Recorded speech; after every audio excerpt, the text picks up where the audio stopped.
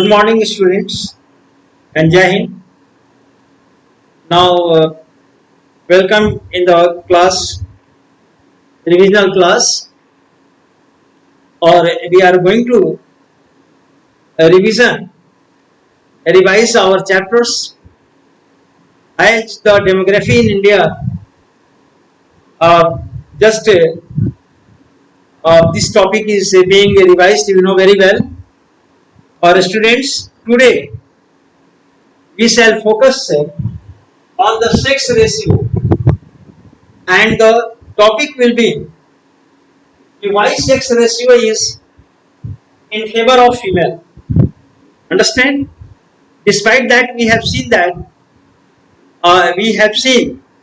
now the natural birth rate is in favor of the male, but despite that, the sex ratio sometimes favors the women and favors the females. Now, students, despite this fact, the sex ratio is somewhat in favor of females. This is due to two reasons. One thing is that why the sex ratio is in favor of the females.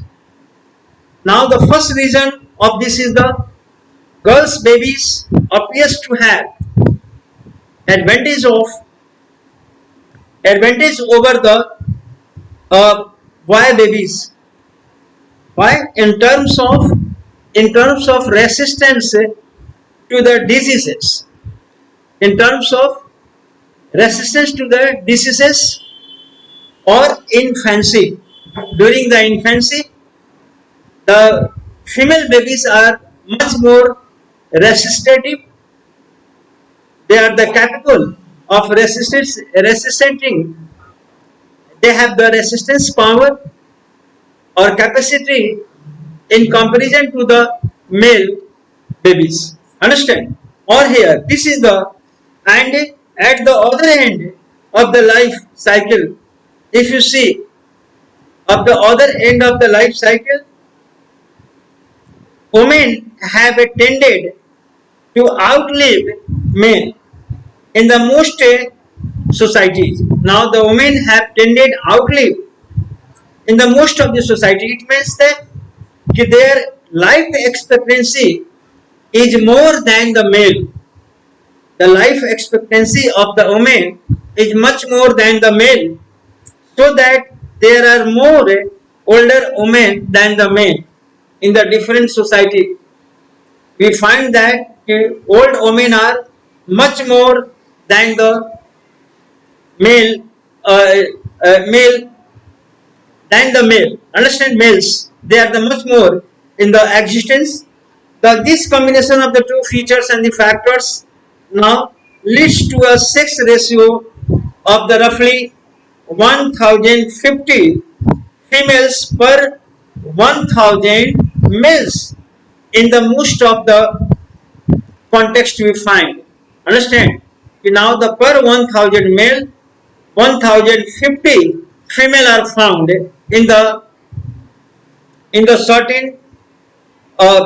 certain context. And moreover, however, it has been found that sex ratio has been the declining. Moreover, the sex ratio is the declining in some countries like the China, South Korea, or particularly in India. But we see that the female sex ratio is declining, but somewhere we find that the sex ratio is the more. Understand? Means the women are the more per 1000 male, female are the more. But in case of the China, in case of the South Korea, or particularly in case of the India, our country, this sex ratio is declining. Of this phenomena has been the link to the prevailing social now the norms. Now this is why this is so, because of the social norms, social conventions,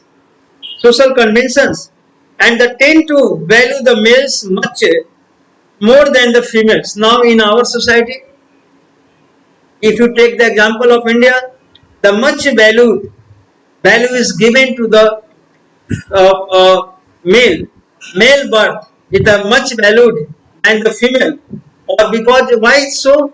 Because of our social norms, right from the Rig Vedic period to the till now, still in the many family, the people wish for the male child, for the male, not the female.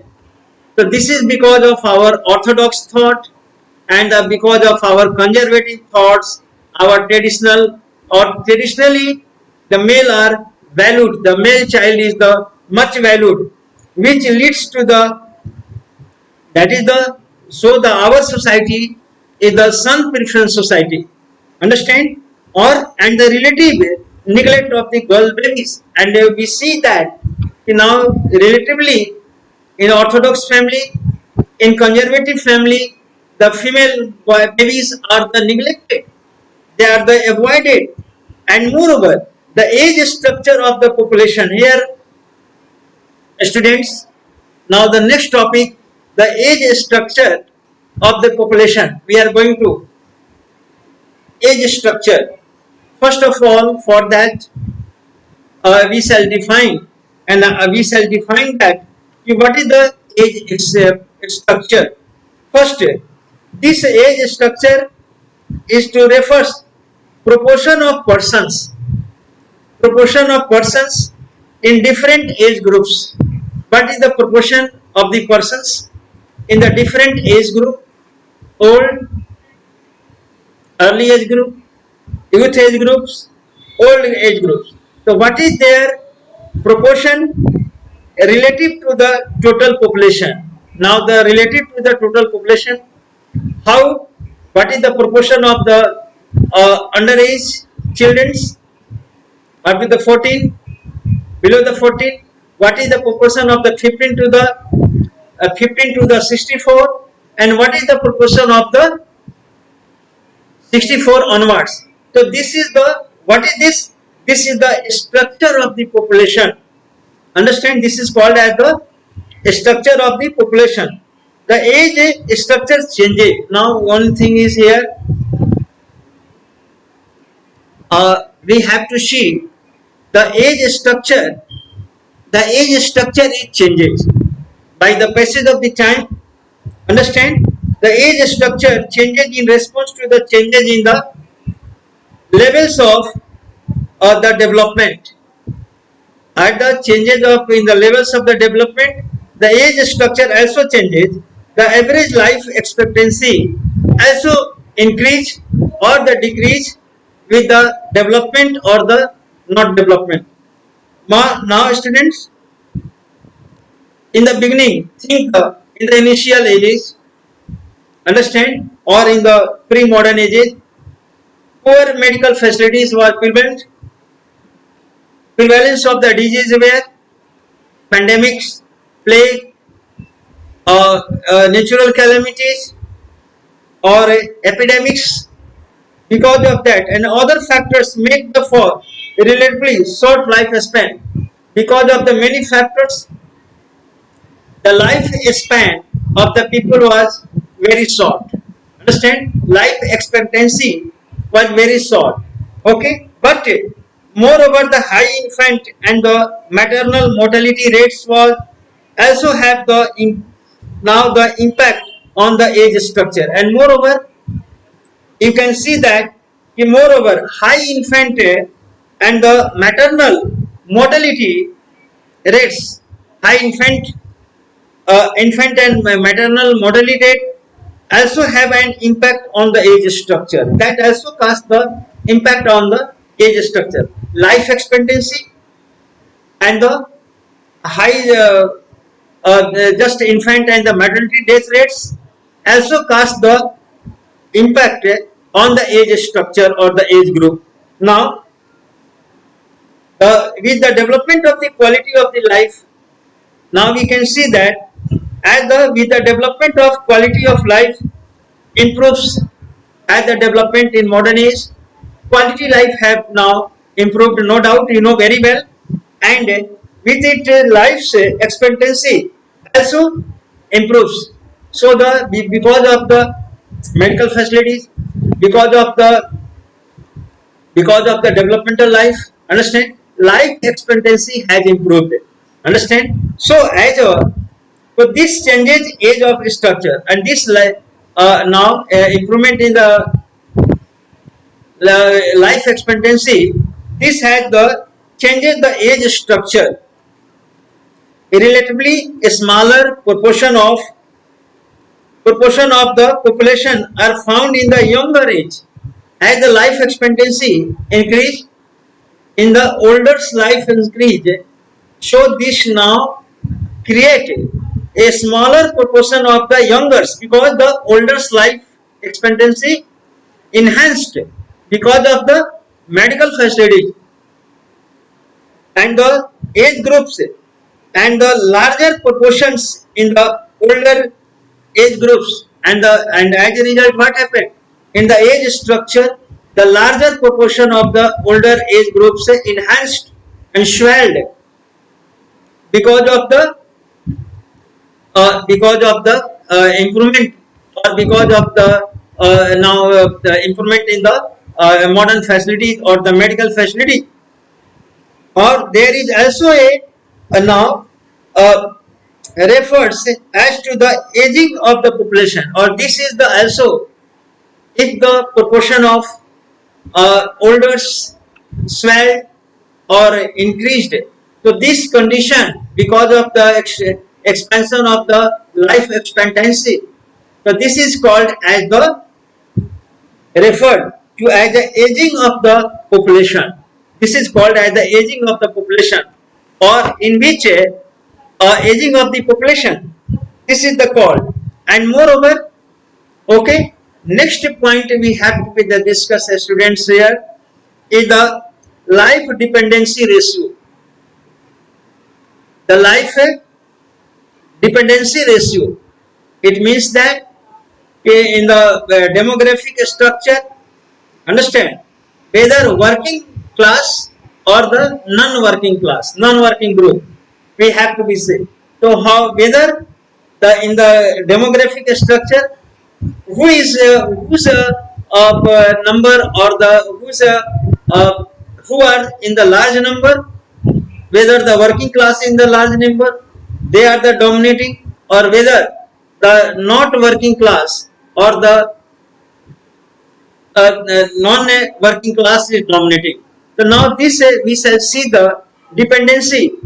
This is a measure now comparing of the portion of a population. Now this is the what dependency ratio, comparing of the portion of a population which is composed of dependents. Now comparing the portion of the population which are dependent on the working class. Now for example, elderly, those who are beyond the 64 years, who are too old to work, and children who are not not ready for the work, who are too young to work, too old to work, and too young to work. Understand? Now these groups will come under the dependency ratio. If their number, understand, underage or overage, if their number is larger in the age structure, so now this is the conditions will be called as the now the life dependency ratio, or to work with that of the working. Here the children who are too young to work with the portions that is in the working age group. Now generally students defined as the 15 to the working group is defined to the 15 years to the 64 years. They are defined as, and the dependency ratio is equal to the, what is the dependency ratio is equal to the population below 14 and above 65. What is the, take the population below the 14 as and beyond the 64. This population plus, and then after, then divide it, this population divided by population in the 15 to 64.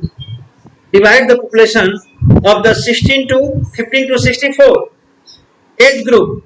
This ratio is usually expressed as the percentage. This is expressed here in the percentage. A rising dependency ratio is a cause for the worry. One thing is that if the in any country, for example, take the example, if in any country the rising dependency ratio, if the dependency ratio rises, this is the concern and the worry in the countries that are facing the aging population, and most of the countries in the world are facing the aging population, because and since it becomes the difficult for the relatively a smaller proportion of working age people to carry the burden of the providing for a relatively larger proportion of the dependents, so that they became the aging group or the underage group. They become the burden if their proportion enhance in a demographic structure. Understand? So then they become the burden, and this become the difficult for the working class to carry and to carry on their burdens. Understand? So this is the not a good for the economic growth of a country. This is not at all. And on the other hand, a falling dependency ratio can be the source of economic growth, and the falling dependency ratio, understand, if the aging population is the lesser, okay, so this group that will show the good economic growth, source of economic growth, and the prosperity due to the larger proportion of the working class in relatively to the non-workers, or in this condition the larger groups are the working class or the less group are the non-working. So then that shows the economic growth of a country, that is the good for the development of a country. Understand? So now here students, this is sometimes, understand, this is the sometimes referred as to the demographic dividend, or this is the called, this is the called as the demographic dividend. We call this, or the benefit flowing from the changing age structure. Demographic dividend means the benefit flowing from the changing age structure. Changing age structure, but this does not persist longer. Why? However, benefit is the now very temporary, because the larger pool of the working class and working age people will eventually now turn into non-working old people by the passage of the time, by the decades. Understand? So then after, what will be the, again this will create a further aging problem for that country. Understand? So now students, this is the now this this is the age group of that. Now in the next class we shall now study about the size and growth of the India's population. Understand? I suppose that you would have understand well the what is the aging group, what is the age structure, demographic structure, what is the proportion, what is the dependency ratio, and about all, I believe or I hope that my dear students, again you shall make the study at your home and then revise this. Okay, the further we shall focus on the topic size and growth of the India's population in context of the India, or in context of our country, size and growth of the population we shall now discuss in further class. Thank you very much for attending the class. Okay.